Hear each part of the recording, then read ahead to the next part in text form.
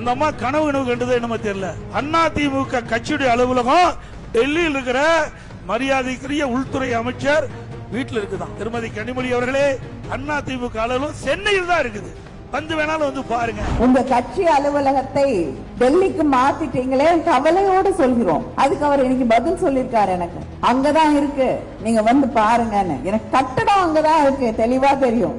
கட்டடத்தையுமா டெல்லிக்கு எடுத்துட்டு போக முடியும்? முடிஞ்சா எடுத்துட்டு போயிருவீங்க பிரிச்சு. ஆனால் அலுவலகம் செயல்படுவது, கட்டளைகள் பிறப்பது டெல்லியில் இருந்து என்பதை நீங்களும் மறுக்க முடியாது, நம்மளும் பார்த்துக்கிட்டு தான் இருக்கோம். நீங்க என்னதான் கர்ச்சீஃப் வச்சு முகத்தை மறைச்சு தொடச்சிக்கிட்டு வெளியில வந்தாலும் நீங்கள் என்று தெளிவா தெரியுது, பட்டவர்த்தனமாக தெரிகிறது. உங்களுக்கே அவமானமா இருக்கு. அலுவலகம் உண்மையாகவே அதிகாரம், அலுவலகம் இருக்கு, கட்டடம் இருக்கு, ஆனால் அலுவலகத்தின் அதிகாரம் டெல்லியின் கையிலே கொடுக்கப்பட்டிருக்கிறது. அதுதான் உண்மை.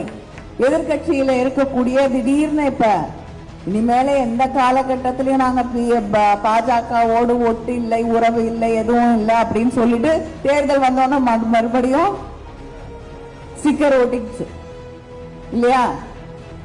அதனால 4 வருஷமா காணும். எடப்பாடியார் அவர்களே 4 ஆண்டுகளாக எங்க இருந்தாலும் தெரியல. இப்ப திடீர்னு தேர்தல் வந்த உடனே அந்த பஸ்ஸுக்கு கூட நம்முடைய முதலமைச்சர் அவர்கள் ஒரு பெயர் வைத்திருக்கிறார். என்ன பேரு? அதனால அந்த பேருந்தில ஏறிக்கொண்டு வருகிறார். வந்து நீங்க என்ன பண்ணீங்க அப்படின்னா, நீங்க 4 வருஷமா ஆளை காணும், நாங்க என்ன பண்ணோம்னு உங்களுக்கு தெரியலன்னா நாங்க என்ன பண்ண முடியும்?